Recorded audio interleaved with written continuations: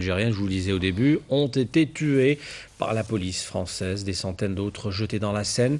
Certains n'ont jamais été retrouvés. Des morts, des disparus, des blessés.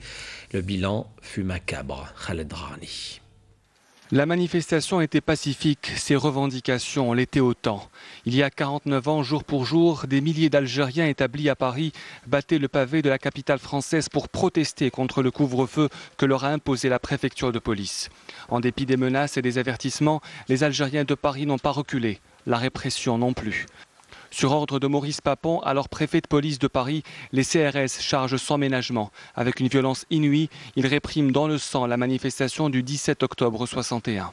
Des centaines d'Algériens tombent sous les armes. D'autres sont littéralement jetés dans la Seine. Le bilan de cette journée noire est effroyable. 200 personnes au moins auraient péri. Une tragédie qui allait mettre en émoi le monde entier, mettre à nu la barbarie française et donner davantage de crédit à la révolution algérienne qui amorçait à cette époque son dernier virage avant l'ultime victoire. Cette journée sanglante avait joué aussi un rôle dans la sensibilisation des Algériens établis en France quant au rôle crucial qu'ils pouvaient jouer dans l'obtention de l'indépendance et dans l'édification de l'Algérie de demain.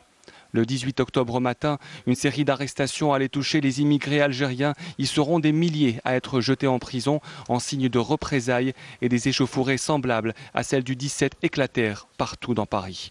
49 ans après le massacre du 17 octobre, les souvenirs et la mémoire n'ont jamais été aussi vivaces. Le crime, quant à lui, reste impuni.